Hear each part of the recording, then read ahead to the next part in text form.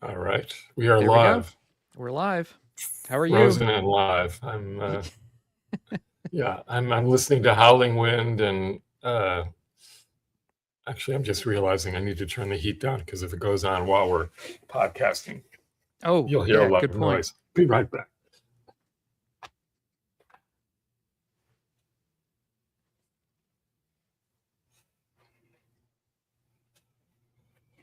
There's the heating unit in this apartment, and then I have a electric oil heater as well, which is quiet.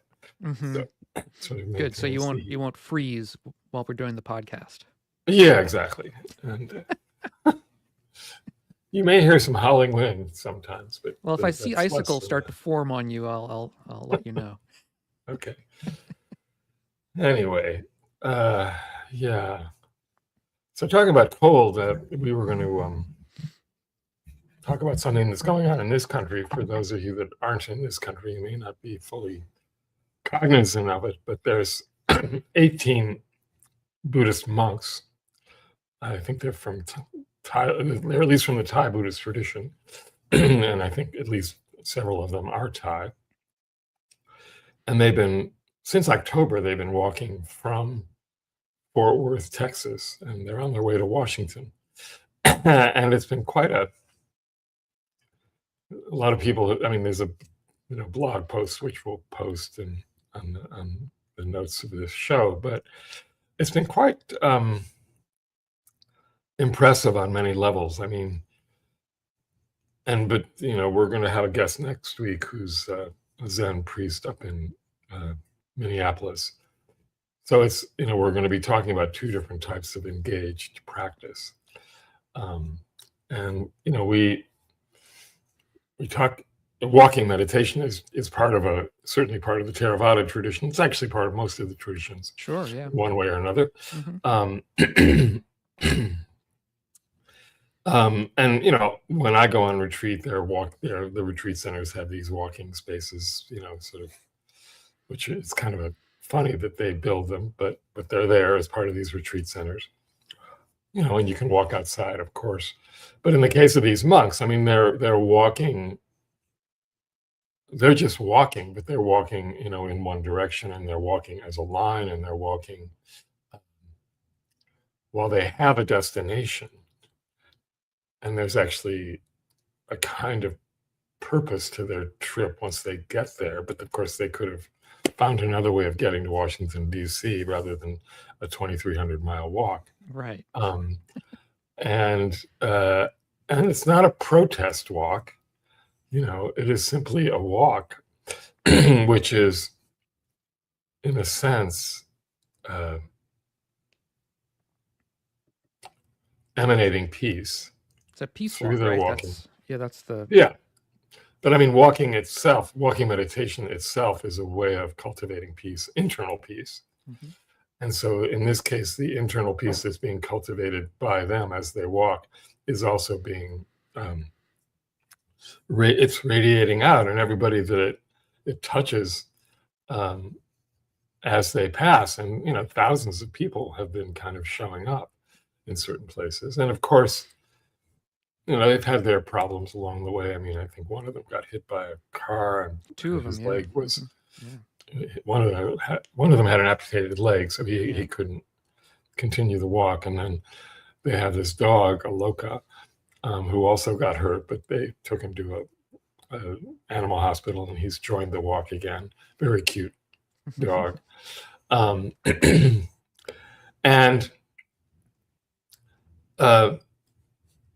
yeah, so there's something about the walking practice in general and how that's being received by people as these monks walk through various towns, and people, provide food. I assume in places they provide accommodation for the monastics, because if you know anything about monasticism in this tradition, A, you're not allowed to carry money. Right. B, you only eat before noon. Mm-hmm. And you eat whatever, and your food is given. Donate. offered Mm-hmm. freely. Mm-hmm. And a monk doesn't really ask for food. It's just this tradition. And I know when we've had monks stay with us in the past, um, we had to like put it on the table, the food on the table, and then offer it to the monk, They won't tell you if they're hungry. Yeah. And there's something really beautiful about that. On the other hand, it's, with the way people are traveling these days, and monks travel all over the place, it's like I do wonder sometimes. I mean, some of them actually have credit cards that, probably are from the monastery, but so they're able to transact in some way. Or they'll travel with an attendant, which is more often the case. And so in this case, the monks are being, I think there's a truck that is kind of following them, and it has supplies and things. And God knows what kind of weather they're going to hit this weekend, which is, I mean, the forecast for that part of the country is not great. Yeah, not great. But they've written that they're prepared, and they've made special stops along the way. They went over the Edmund Pettus Bridge in Birmingham, Alabama, and did a special tribute there. They've been followed in other places, really, by thousands of people. And it, another way, it reminded me of, I think you were living in the city at this point, when we had the Cristo Gates in Central Park. Oh, of course, yeah. Mm-hmm. And you have to explain that to people, because Pope. Yeah. So these gates, Cristo, and Jean-Claude, the artist Jean-Claude Cristo. This was, I think, his last big thing before he died. He did what everybody thought at first was crazy. He put all these gates in Central Park in New York. They're like flags, really, almost. Yeah. Well, they were banners. Yeah, banners. Like gates. Like a gate. You had to walk. You walked through them, and right. They sort of wound around the whole park, and it was quite remarkable, actually. But the other thing was that the color of the gates was similar to the monastic robes that. It's true. It's orange. Depending on the country, that a lot of them wear. And so there was a monastic walk through there. I think it was actually led by Bhikkhu Bodhi. And there were quite a few monks. And then there were thousands of us that followed. And, it was in New York, it was in Central Park. It was a very popular event. And so you would notice people in their sort of New York way that would be chatting away and, saying this and that. And then, this crowd of silent walkers would sort of move through, and everybody would just quiet down. And in a way, that's, I think, what's happening on this march, is that, or this walk. It's not even a march. I mean, it's a walk. Right, walk, yeah. And, people are just present and quiet, and they quiet down, and they, they bow, and there's something just quite remarkably beautiful about the whole experience. And it's a form of engaged practice, right? Yeah. Because, I mean, they're not doing anything other than walking and being monks, and as they are walking, they are cultivating their own inner peace, inner quiet, and that is radiating out to those they pass, and to the world itself, one assumes. Well, and they're making an intention for the walk, that it's a walk to promote peace. I think the intention behind the walk is part of, I guess, part of what makes it what it is that it's not just a walk to get to Washington, but it's a walk to promote peace. Right. But the promoting of the peace is not through signs. It's not through anything other than intention. Yeah. And it did sort of have an impact, at least for me, on my own walking practice. And for those of you that do walking practice on a regular basis, generally speaking, we're walking back and forth. Especially if we're in a room. If we're inside, we've just kind of selected 2 points and walk back and forth. Sometimes I'll guide a sort of free form walking practice. which I call Times Square practice. And, because that brings up other things too, because the external quality of what you're walking through kind of, how do you work with that as you're walking? And then there were like the Zen practice that I experienced, which is more in a line. Right. And, you're sort of following the feet in front of you. And what's really happening in those moments, right? There's so much going on actually in terms of what is being attended to and where the awareness is. And also the notion that as you are moving forward, space is opening up for you. And the space is like the space that you just went through. The molecules of air are sort of filling that space up again. Although if you're walking with others, in a sense, if there's a line, you're opening a space for the next person. And, that's kind of an interesting, process to at least imagine whether it's, obviously it's happening, because you're moving air as you move forward. And something is happening in that moment. And these monks, of course, are walking in a line for the most part, and they're not walking slowly. That's the thing I thought was interesting. They're actually walking at a reasonable clip. At least the footage I've seen. Well, they got to go a long way, so I think they probably it's true. get a move on. And they do have allegedly, they have a reason they want to lobby Congress to, and good luck with this, to have a national holiday for Vesak. The day of the Buddhist awakening. Yeah, wrong Congress. But it would be kind of amazing actually if it happened, because then you could imagine every religious group, would then go to Congress and we'd have nothing but holidays. We'd have a lot more holidays off, So, I don't know like when you do walking practice, unless it's just walking outside. Do you walk in your home? Not often, but yeah. It's usually back and forth if I'm doing it. It's because I'm more used to the Theravada now more used to the Theravada kind of strategy. Although when I go to the Mahayana, local Mahayana place, then we do it in the circle, where you're following the person in front of you, and they've tended to do it very, very slowly. And that can be hard for some people. For my wife, who it's like can be kind of torture to do it too slowly. Yeah, it can be painful. I had that problem. Yeah, I had that problem on this retreat. Yeah, so that was not good. Although in New York, when I was at the Fire Lotus Temple, they did it relatively quickly. So I guess they do both. Yeah, it just depends where you are, what the how it's being led. I don't really, it doesn't. It feels different depending on each form has its own feel, but to me they're both still, they have much more in common than they have different. I do love walking meditation, just because it gives you a little bit more energy.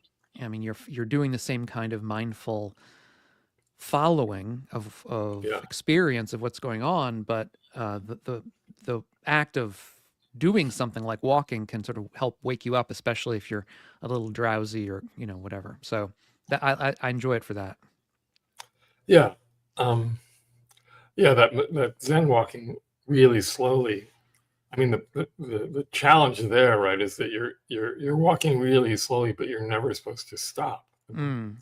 So the movements become very slow.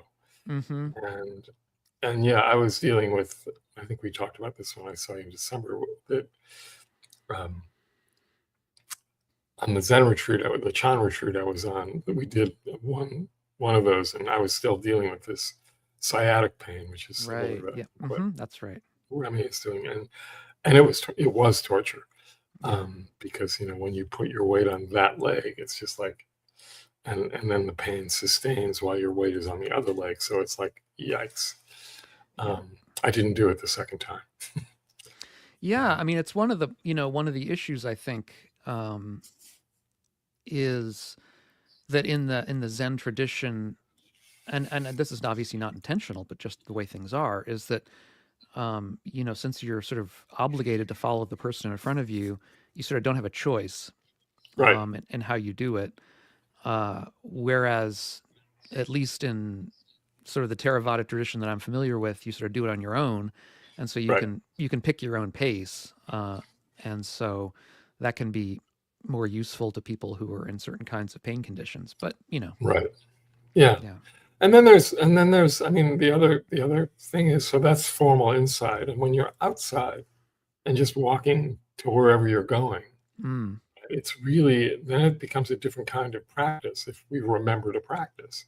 Yeah. Right. It's like, so often, we may have talked about this before. I can't imagine we haven't, but we're getting from one place to another. And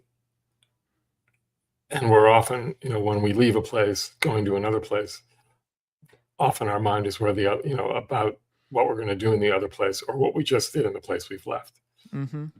And rarely are we actually present with where we are, or with just the notion that, hey, I'm walking, and what is this that's happening? Who's walking? How did the walking happen? And so there's all sorts of places of inquiry and insight within this practice. As well, we can kind of, I really recommend playing with the senses. And so, yes, the basic instruction for walking meditation is to be aware of, the foot lifting, the foot moving, the foot placing, the balance shifting in the other foot, and so on. So we're really attending on that level to this process. And that's important. It's like, awareness of breath is the same thing in a sense. And then, that can be, for a period where you're really attending to that. And then, like, that falls to the background, just as your breath can fall to the background. And we shift our attention to another sense, sound. And we do that for a while. And then we shift our attention to the sense of smell, and then to the sense of seeing.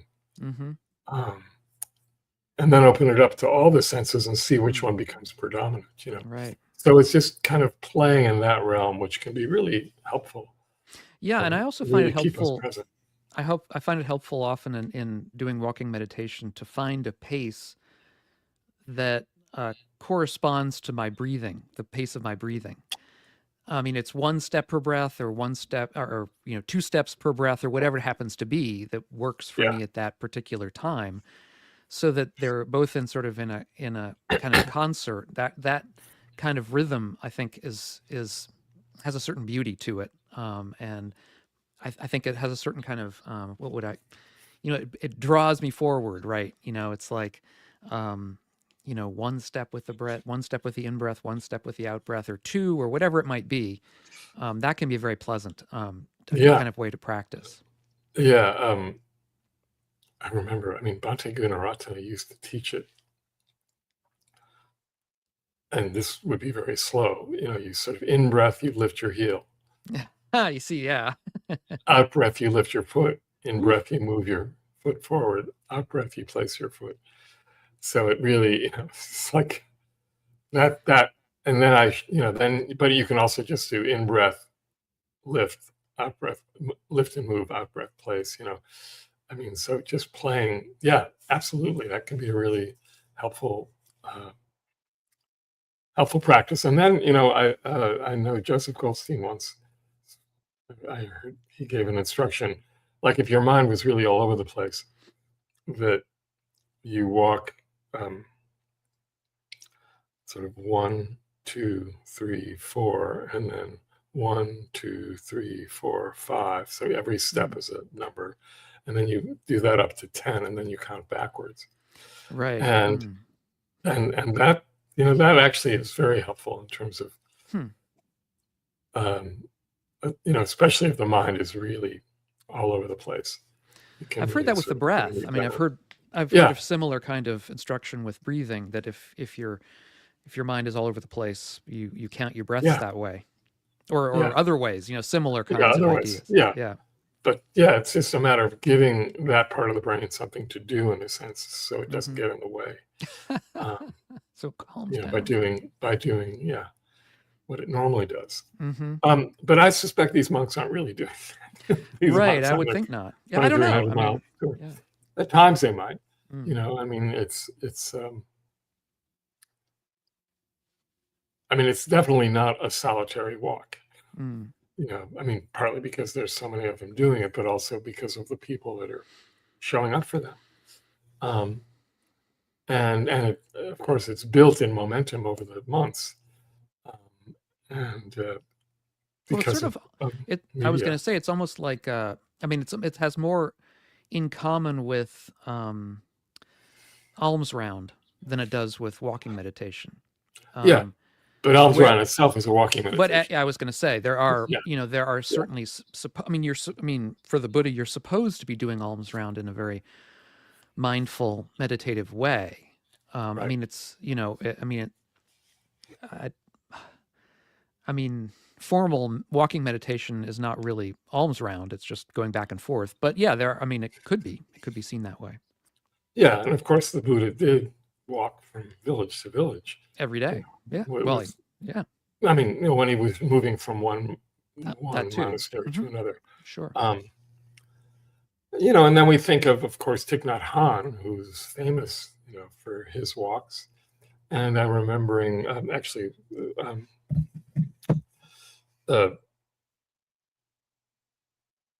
Stephen Fulder, who was our guest last year from Israel, he famously, his Insight group in Israel famously did cross-border walks with the Palestinian members of his Sangha back when they could, 20 years ago. But that was a big thing. And, then we think of Martin Luther King and those were marches per se. Right. But they marched in silence, and there was something, it's the silence which is so powerful in a way, the silence of the walk and just the steadiness of it. So, we'll put links to the videos and things in the show notes, because I think they're just, even watching it on video is quite moving. And it's we're in a place now in this country that is so troubling that I sort of despair that a beautiful gesture like this is really going to make any difference. On the other hand, certainly to people local to the march, or the walk, I should say, to people local to the walk who can go and see it and be inspired by it, I imagine it might make a difference on a local level like that, to some people anyway. And you never know. And I don't know that they're necessarily doing it with, yes, there's an intention of it being, it's not a walk for peace. It's a walk of peace, in a sense. Right. That peace is being both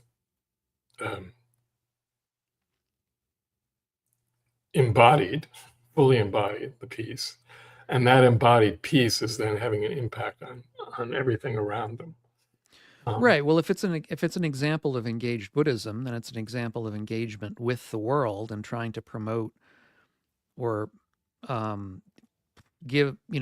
provide the conditions for peace through inspiration, I suppose, through inspiring people and through the intention and gesture of the act itself. I would guess. That's kind of how I would take it. Yeah. Who knows, sort of what the pre-walk meetings were like, but I think it was mostly, let's do this as a walk to Washington. Yeah. And we'll just do what we do and be who we are without needing to make anything up. There will be times, I'm sure, when they are quite agitated for whatever reason, but it's that agitation isn't like being, it's being, felt internally, and it's also being transformed internally. And what comes out is the transformation. Mm-hmm. So, this is, and that has an impact on the environments they're walking through.